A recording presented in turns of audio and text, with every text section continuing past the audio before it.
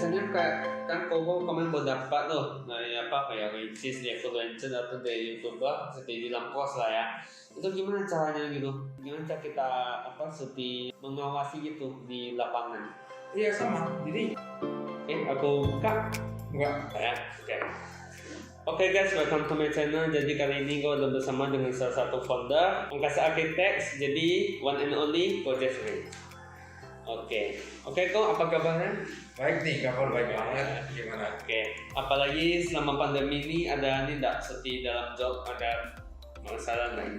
Ya tadinya sih kita sempat pikir karena COVID ini kan kita bakal drop ya, karena kan pasti ekonomi semuanya bakal drop gitu. Tapi ya dengan kerja keras dan dengan inovasi sejauh ini sih kita lancar-lancar aman, malah job makin banyak gitu loh.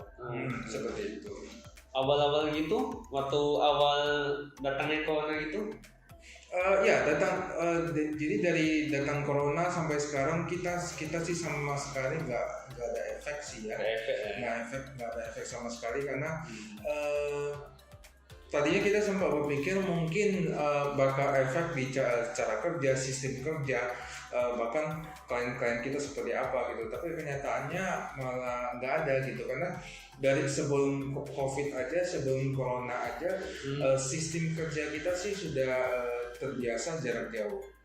Jadi kita memang jadi memang kita dari nggak terkejut lah ya. Nggak terkejut gitu. Ya, jadi kita memang sudah sering banget kerjasama dengan kontraktor, vendor manapun gitu, dari Jakarta, Bali. Jadi diskusi jarak jauh, cara kerja itu biasa sekali gitu. Jadi ya untungnya nggak ada masalah sih gitu.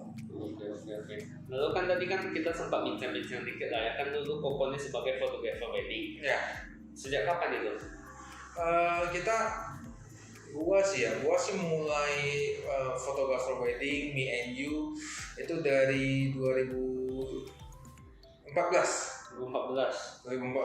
Kita mulai 2014. Kita mulai dari 2014 sebelum ada Angkasa. Berarti waktu Koko jadi itu belum bangun nih gitu. Belum. Jadi me and you ini kan memang kita udah kerjain pas aku dulu di Singapura. Itu 2013. Jadi 2013, di 2014 aku balik. Nah, itu sudah ada jobnya, ada klien-kliennya, base kliennya. Jadi dari 2014 kita mulai me and you gitu. Oke. Berarti kenapa kok mau dari fotografer ke ini? Memang dari dulu ada memang hobi di bagian ini atau gimana? Enggak, justru sebenarnya arsitek ini kan memang kerjaan utama aku gitu. Aku lulusan arsitek. Lulusan arsitek, habis itu ke Singapura, kita bekerja di aku juga bekerja sebagai arsitek dari 2009 sampai 2014 gitu. Jadi di sela-sela karena aku orangnya nggak bisa diam, nggak bisa santai gitu. Jadi kalau ada sedikit waktu luang biasanya aku mau ngapain ya gitu. Karena memang karena arsitek ini kan biasa tuh kita udah terlatih jago, bagus lah melihat komposisi. Mata kita pasti udah lebih terlatih gitu. Jadi fotografer itu biasanya itu pelarian yang sangat bagus untuk biar kita gak terlalu stres di arsitek gitu. Jadi ya apalagi di Singapura bangunan-bangunan kan bagus-bagus gitu. Jadi di situ kita memulai awalnya nih. Waktu jadi fotografer tuh memang otodidak sendiri atau memang ada khusus lagi gitu? Otodidak. Ya, jadi dari zaman kuliah aku juga udah mulai belajar foto sama teman-teman gitu loh. Sampai di Singapura lebih dikembangin lagi gitu. Oke. Berarti dari dulu lah ya Bapak sudah ada hobi-hobi bagian ini ya. Bagian desain, bagian apa? Ya. Awalnya tuh Koko kan berarti membentuk satu organisasi atau membentuk tim. Awalnya tuh gimana? Tim apa nih? Tim sebuah ini arsitek. Ya. Awalnya ya kita memulai dengan 2 orang. Waktu itu aku sama partner aku Indri, kita memulai 2 orang dari rumah masing-masing. dari rumah masing-masing. Kita sendiri, modalnya nggak ada, jadi kita memulai dari rumah masing-masing. Itu di tahun 2017,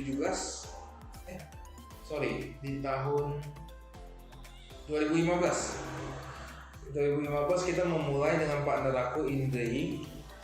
Akhirnya itu 2 orang, terus pelan-pelan naik jadi 5 orang, terus 7 orang, terus kita merasa sekitar di tahun 2017 itu ada sekitar 8 orang, dan di rumah masing-masing kita udah nggak muat gitu loh, karena udah susah bekerja seperti itu. Akhirnya kita memutuskan punya kantor sendiri juga. Kita memulai dari kantor ini ruko, dan karena kita tahu diri lah, kita nggak langsung jor-joran di biaya. Kita memulai dari lantai 1. Jadi lantai 1 8 orang, lantai 2-nya masih kosong. Terus ternyata ya dikasih rezeki yang bagus, 2018 kita berkembang dari 8 orang jadi 15 orang. Itu juga pada akhirnya kita naik ke lantai 2. Tetap memantau ini Kantor ini gitu loh. Kantor ini jadi 15 orang. Terus juga sekarang total kita ada 30 orang, dan kantor kita juga udah semakin nggak muat gitu. Nah sekarang mungkin bulan depan kita udah mau naik ke lantai 3 nih. Lantai 3 gitu. Lantai 3 masih kosong. Lantai 3 roof garden. Ya. Kalau boleh tahu karyawan ini kan kita meng-hire karyawan itu memang dari hobinya apa sih bilang ya? Memang dari kuliahnya harus gini atau gimana? Oh ya jelas. Jadi arsitek itu harus kuliah tentang arsitek. Jadi kalau misalnya cuma hobi itu tidak akan pernah bisa jadi arsitek. Atau dari apa cuma hobi suka gambar tuh jadi arsitek nggak bisa. Itu nggak bisa. Jadi memang harus kuliah, karena banyak sekali peraturan arsitek, banyak sekali tata cara sistem arsitek yang harus dipelajari di kuliah. Gitu. Kuliah itu berapa tahun kok? Ya kuliah arsitek sama arsitek itu sama 4 tahun. 4 tahun udah paling cepat. Di Pekanbaru atau di? Oh enggak, kenapa? Di Pekanbaru ya, ada kuliahnya enggak gitu? Di Pekanbaru ada. Ada ya? Pekanbaru ada. Bukan di Unri Rancang Kuning ada gitu, tapi kalau aku kuliah di Untar Jakarta. Gitu. Oke. Kan Koko kita kan jadi arsitek lah ya. Gimana cara Koko supaya untuk kita seperti kita membentuk suatu rumah nih? Iya kan? Seperti kita membentuk suatu rumah atau kita gabungkan ini gitu. Dari karyawan atau semuanya tuh ilham dari kita untuk desain rumah tersebut gitu. Jadi kalau kita mendesain itu biasa selalu dari kepalanya aku sama kepala Indri. Jadi partner aku. Jadi kita berdua dulu, kita maunya seperti apa nih rumahnya. Jadi dari situ baru kita ada tim. Jadi baru dikembangin secara bersama gitu. Oke. Kalau gue tahu tahapnya itu gimana? Tahap untuk membuat suatu proyek rumah gitu. Tahapnya pertama sketsa. Pertama biasanya tahapnya kita interview dulu klien.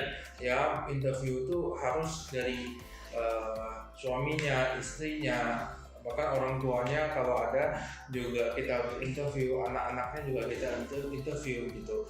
Jadi semua dari hasil interview itu kita tuangin dengan ilmu arsitek kita supaya menghasilkan rumah yang nyaman dan baik gitu. Nah dari situ, jadi kita terus juga desain itu mulai dari denah, konsep 3 dimensi. Nah ini tuh saling terkait gitu, seperti itu. Kok setiap gitu seperti referensinya itu dari mana ya? Terus setiap dengar kan, langsung terpikir gitu. Iya. Jadi sebenarnya kalau aku bilang arsitek tuh harus kita udah ahli desain gitu. Jadi nggak ada alasan buat kita untuk nggak tahu cara desainnya, karena kita ahlinya gitu. Jadi biasanya setelah kita interview klien dia maunya gimana, memang kita udah tahu nih bagusnya di apa ya, bagusnya rumahnya seperti apa, mau kita rumahnya kotak, mau segitiga, mau dia lengkung, mau dia apa, kita udah tahu rumahnya mau diapain sih gitu. Seperti itu. Dalam suatu proyek lah ya, kita berhak gak gitu kan, misalnya tadi kan kita udah terkumpul nih, misalnya semua keluarga lah, dari kakeknya, papanya, suami, istrinya gitu kan. Kita nih, mereka udah bilang ke kita nih, konsepnya mau gimana, kita berhak gak gitu untuk mengubah sedikit gitu. Ya, justru menurut aku gini, aku tipikal arsitek yang menurut aku karena gini, kita tuh arsitek itu bukan tukang gambar, bukan tukang gambar yang dari klien kasih foto, terus udah gambarin gitu. Nah biasanya kita nggak mau. Arsitek itu menurut aku adalah seniman. Jadi gimana caranya dengan ide kita itu, dan ide kita setelah kita interview klien, kita gabungin baru terbentuk satu karya, satu masterpiece gitu. Jadi biasanya kita lebih ke yaitu kalau misalnya klien pengennya rumahnya pengennya gimana, ruangannya mau berapa, kita tampung dulu nih, kita mau oke, kita tampung semua. Tapi kalau misalnya kenyataannya apa yang kita dengar dari owner dan dari klien dan ternyata nggak sesuai dengan yang kayaknya kurang bagus ya, kita bakal ngomongin ini kurang bagus gitu loh. Gitu. Jadi bukan semuanya kita tampung gitu. Nanti dalam arsitek itu kita menggambarkan aja, atau dalam nanti kalau misalnya dalam tahap pembangunan kita juga ada ke lapangan gitu. Ya, kita nanti dalam tahap pembangunan kita kan bakal bekerja sama dengan kontraktor. Nah, kita bakal rutin turun ke lapangan untuk mengawasi apakah supaya pembangunannya sesuai dengan desain gitu. Dan kita harus betul-betul jeli melihat kalau misalnya di desain bentangannya segini, nanti di lapangan harus segini, nggak boleh berbeda gitu loh. Ini harus kita cek di lapangan gitu.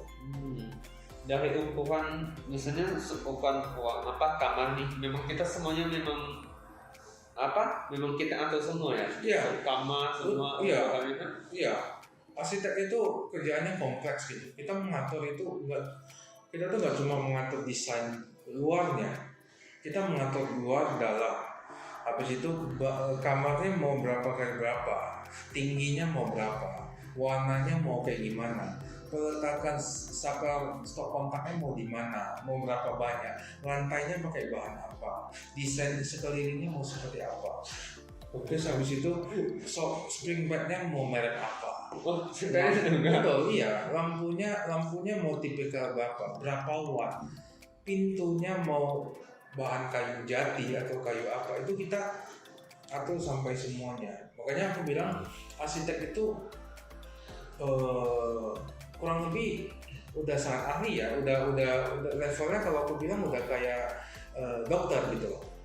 Ya, aku menganggap dokter karena dokter itu bisa operasi banyak dan apa ya.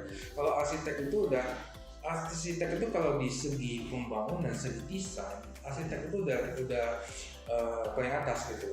Arsitek itu harus mengatur arsitektur, interior, vendor, kontraktor, itu semua kita atur supaya tujuannya apa? Menghasilkan desain. Dari desain ini menghasilkan bangunan yang betul-betul sesuai desain, 100% harus sama gitu loh. Jadi bagi kita nggak boleh namanya apa yang kita desain kenyataannya terbangun itu nggak sesuai gitu ya, kira-kira gitu. Yang desain yang bawah tuh memang ada bagiannya masing-masing atau gimana? Oh ya, ada masing-masing. Kita ada senior arsitek, ada junior arsitek, ada associate, ada project manager, ada daftar, masing-masing ada fungsinya masing-masing. Berarti itu kayak opah itu ya?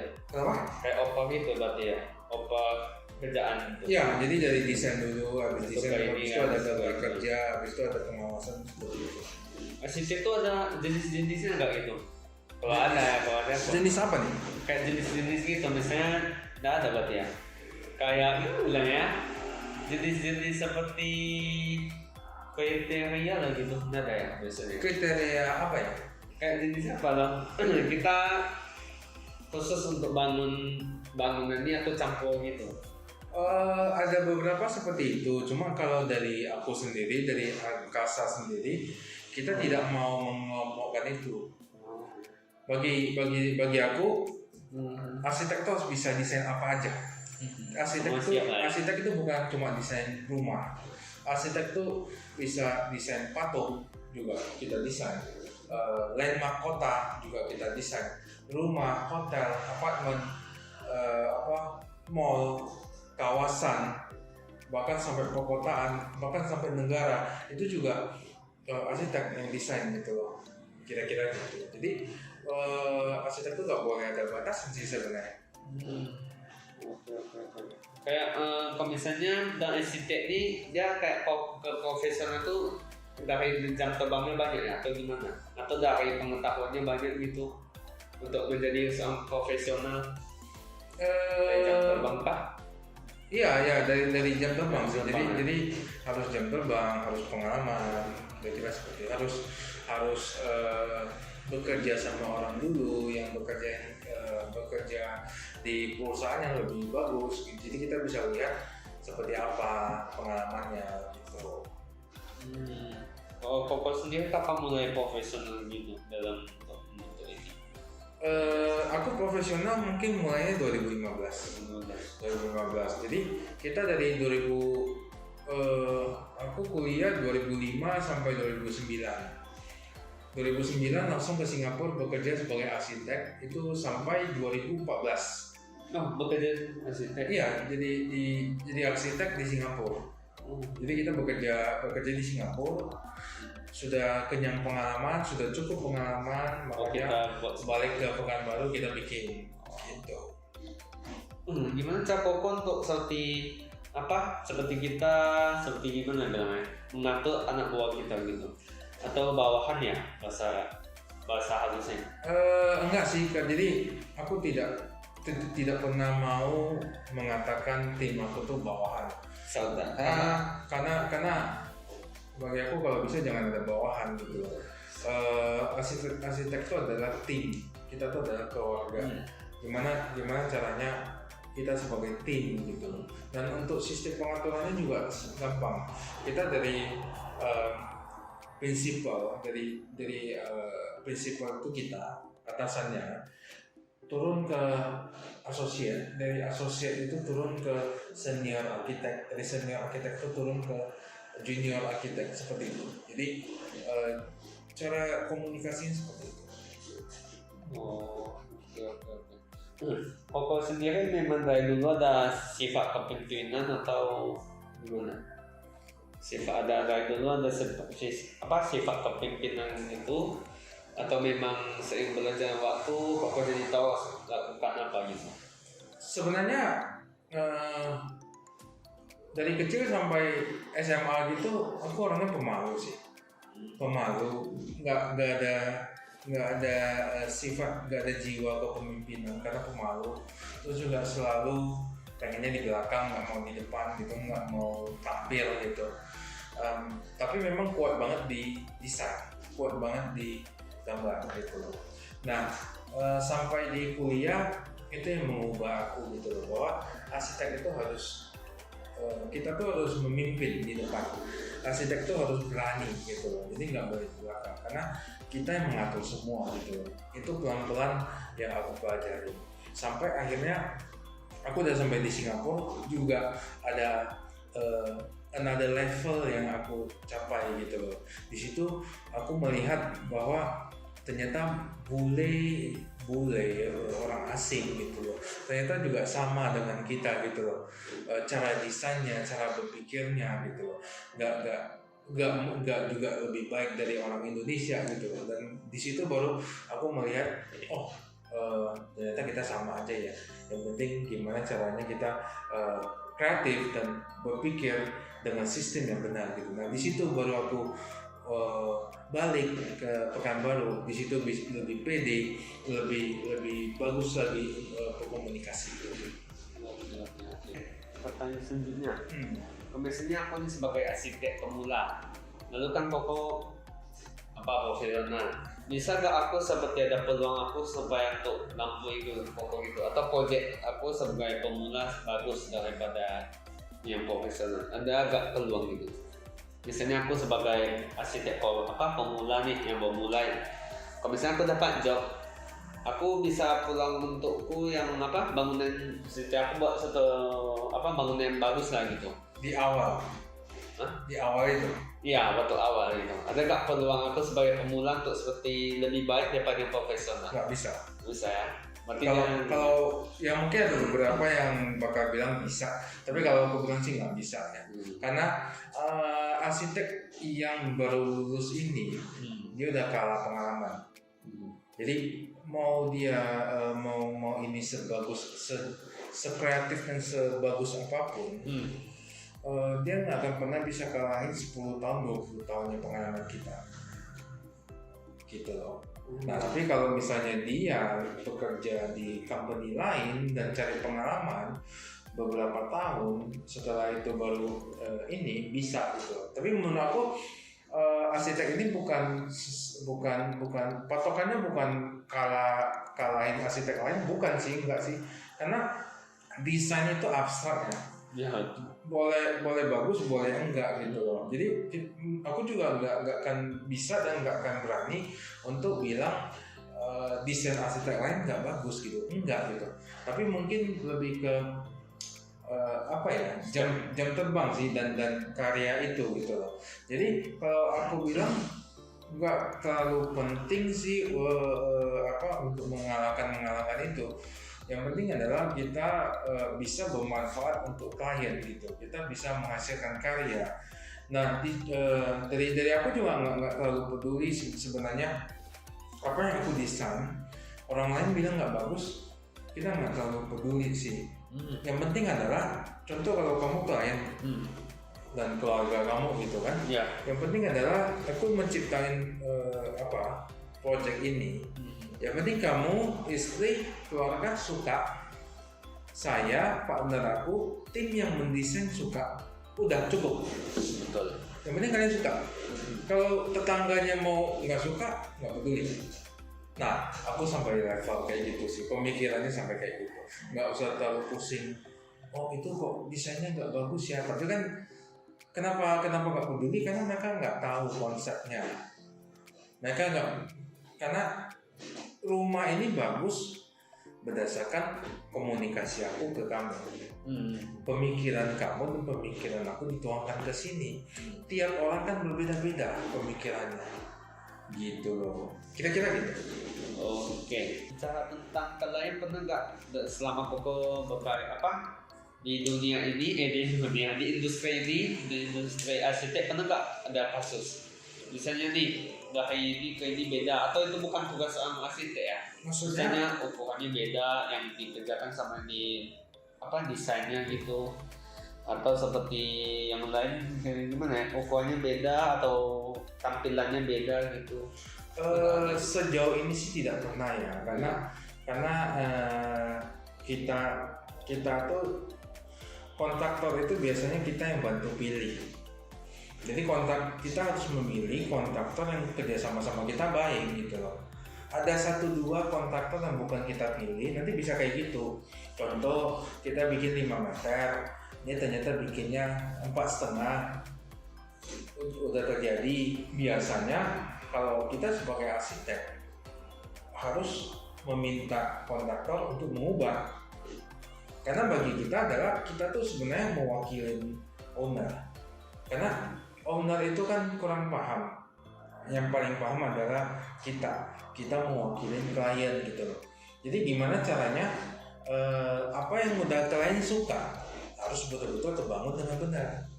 Kalau misalnya kontraktornya 5 meter jadi 4,5, berarti kerjanya nggak benar loh. Nah itu berarti kita ada hak untuk minta dia mengubah, minta dia bongkar. Kita sampai segitu. Jadi nggak ada masalah sih sejauh ini sih nggak ada masalah ya. Kita pilih kontraktor yang bagus. Kalau misalnya kan koko kemarin berdapat tuh, kayak Ricis, influencer atau dari YouTuber, seperti di Lampros lah ya. Itu gimana caranya gitu? seperti kita gimana cara kita seperti apa namanya tuh mengawasi gitu di lapangan. Iya sama. Jadi untuk bekerja sama dan untuk bikin bangunan-bangunan di luar kota, di luar Pekanbaru, semua sama ya.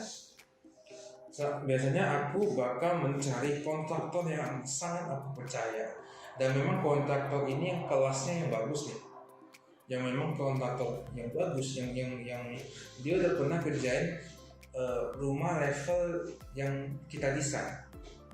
Nah, jadi kalau misalnya seperti itu, kita tiap hari itu berdiskusi sampai pembangunan itu selesai terbangun gitu. Kita biasanya diskusi lewat video call, kita diskusi lewat WhatsApp, Zoom, jadi lengkap itu. Dan kita biasanya sebulan, 1 bulan, 2 bulan sekali kita ke lapangan untuk melihat hasil kerjaan. Pertama kali siapa kok? Seperti influencer atau YouTuber gitu yang mempercayai Koko untuk membangun proyek mereka? Kita pertama kali itu Arif Muhammad. Oh langsung? Gimana ceritanya? Ya kita dikontak gitu aja di Instagram. Udah dikontak gitu, ya kita langsung ke Jakarta, diskusi, deal, udah desain gitu. Jadi cuma dikontak dari Instagram gitu. Itu luar biasanya Instagram sih. Iya. Ya seperti kontak gitu. Jadi waktu itu gimana? Waktu terima pernah nggak berani gitu untuk ambil proyek ini? Apalagi kan dia soal influencer. Nah ini yang penting penting ya. Ada beberapa teman-teman saya yang memang ada yang nggak berani, ada yang minder, ada yang bahkan juga ada teman saya dari Jakarta nggak berani ambil project sampai Medan gitu, jadi cuma di Jakarta aja. Itu ya mungkin masing-masing orang beda ya. Kalau aku sih nggak ada yang nggak berani sih gitu, asal kerjaannya halal, kerjaannya maksudnya benar gitu, kita sikat gitu, sampai Irian pun kita sikat gitu. Jadi Jakarta, Pekanbaru ke Jakarta cuma 1 jam 40 menit ya, naik pesawat gitu, ya sikat. Ya, kenapa nggak berani gitu? Makanya nggak justru di sini yang menurut aku nggak ada bedanya. Kita di daerah, kita orang daerah, tapi kita nggak bisa bekerja di Jakarta, kenapa enggak gitu? Kita bagi aku sama sih, mau di orang Aceh, orang Medan, orang Padang, orang Pekanbaru, atau orang Jakarta, nggak ada yang nggak ada yang lebih ini gitu. Kita sama-sama makan nasi kok, cara makannya juga pakai sendok gitu, sama. Kenapa harus dibedain gitu? Tergantung kita maunya, kita justru harus memacu diri kita mau sampai level mana nih gitu. Mungkin ada yang berani, mungkin karena takut nih, misalnya influencer tuh kan baik netizen, nanti kalau misalnya kita buat jadi salah ukuran atau salah dalam membuat ini kan nanti paling takut sama netizen gitu kan. Nggak usah takut sih.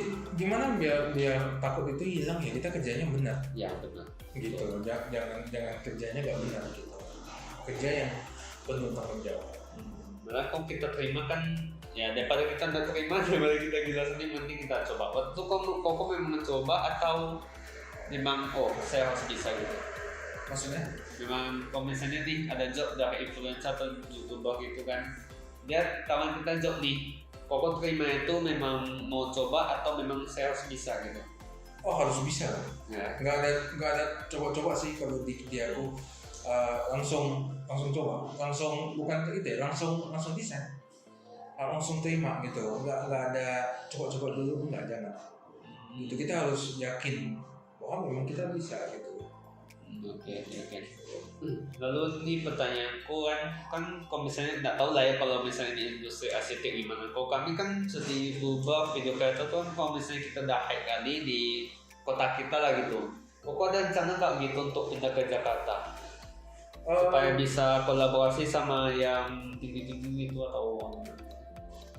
kalau aku bilang kalau pindah ke Jakarta enggak, tapi kalau buka kantor lagi di Jakarta itu iya pasti kita pasti harus buka seperti itu. Jadi biar ke depan tim kita bisa lebih disebar ke situ gitu. Tapi kalau untuk pindah semua enggak ya.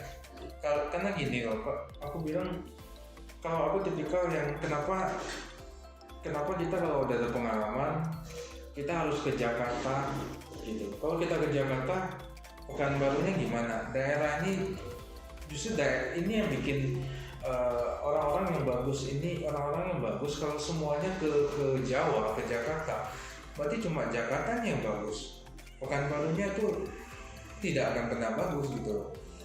Makanya orang-orang yang misalnya ada rezeki buat kuliah di Amerika, ke Singapura, atau pengalaman di mana orang-orang di daerah justru harus balik ke daerah. Kita lah harapan kita yang muda-muda ini adalah harapan orang-orang daerah, kota di daerah untuk berkembang. Nah jadi dan aku berhasil membuktikan itu bahwa kita mulai dari daerah, tapi juga bisa kok ada peluang sampai nasional, sampai Jakarta. Jadi berarti orang lain juga justru harus berpikir bisa gitu. Jadi nggak harus ke Jakarta sih. Gitu. Oke. Kan dakwah Koko udah padat lah nih ya. Kalau misalnya udah project atau gimana cara Koko untuk bagi-bagi waktu? Misalnya sama keluarga atau nanti ada event khusus untuk tim untuk happy gitu, gimana cara Koko untuk apa beda sama waktunya? Ya. Kalau waktu sih kita sih udah ya nggak ada yang happy ya. Jadi nggak ada yang happy sih. Yang paling penting sih karena memang dalam perkembangan ini kan memang kita berkembangnya pesat sekali.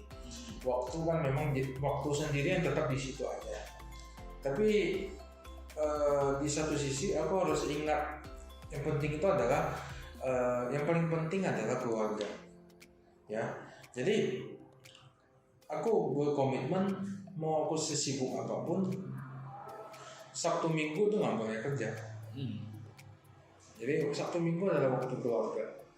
Terus kalau weekdays itu Senin sampai Jumat di atas jam 5 nggak boleh ketemu orang. Di atas jam 5 itu kalau klien ajak ketemu biasanya aku undur besok atau hari berikutnya gitu. Kita jelasin gitu. Jadi sejauh ini sih aman ya. Jadi mungkin apa pesan Koko untuk mereka yang mungkin mereka mau jadi arsitek atau mereka sebagai pemula untuk menjadi seorang profesional arsitek atau membuat suatu company gitu. Gini, untuk mahasiswa arsitek ya di satu Indonesia gitu. Mungkin kita bebas untuk kuliah mau di mana aja. Mungkin kayak saya, kayak aku Pekanbaru kuliah di Jakarta atau di mana aja gitu loh. Nah, setelah lulus jangan langsung praktek sendiri gitu loh, karena biasanya pengalamannya kurang. Jadi kerja sama orang ya. Betul, gimana pun harus kerja sama orang. Cari pengalaman yang banyak. Setelah cari pengalaman yang banyak, kalau bisa jangan semuanya ke ibu kota.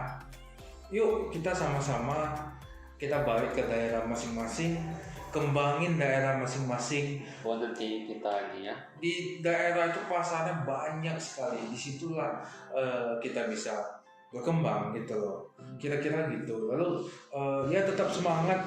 Yang penting mental sih. Kalau arsitek itu mentalnya harus bagus, harus percaya diri gitu loh. Bahwa kita tuh anak daerah bisa.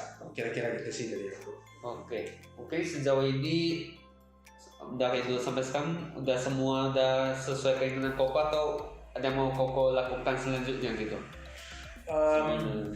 Udah. Ya sejauh ini sudah cukup baik ya, kita dikasih kita terima kasih banget dikasih rezeki yang bagus dari atas gitu. Ya mungkin permintaan kalau dari aku sih kalau bisa aku pengen project aku tuh ada di semua provinsi di Indonesia, itu target aku berikutnya. Jadi Aku belum ada di Aceh, kalau bisa ada di Aceh. Nah di Medan sudah ada, di Padang belum ada loh Pak. Di Padang belum ada, di Medan, Pekanbaru sudah ada, Jambi belum ada, Bengkulu belum ada, Palembang, Lampung aku sudah ada, gitu. Jakarta, Bandung, Surabaya itu juga sudah ada, Bali. Kalau bisa sampai Irian, gitu. Aku pengen kasih lihat bahwa sebenarnya arsitektur itu kita bisa mulai dari mana aja, tapi habis itu bisa ada project di mana aja. Seperti itu. Oke, mungkin begitu saja untuk video kali ini. Jadi intinya adalah ya mulai coba, walaupun dapat job lah ya, job atau project dari yang atas pula, seperti yang maksud influencer atau youtuber gitu yang lebih apalah, pokoknya jangan pernah takut gitu ya. Iya. Coba aja gitu. Coba aja. Kita harus kalau masa kita menolak rezeki. Ya, juga. Saya juga. Oke, begitu saja. Mungkin buat kalian yang mau membuat suatu gedung atau membuat suatu bangunan, boleh DM Koko nih lah IG-nya. IG Koko pribadi Koko apa? Boleh follow sama DM IG Angkasa Architects. Lalu habis itu ya mungkin boleh chat sama aku di Jeffrey Angkasa. Oke, nanti link deskripsinya gue taruh di deskripsi. Jadi mungkin itu saja. Jadi saya Jeffrey, stay cool. Makasih. Thank you.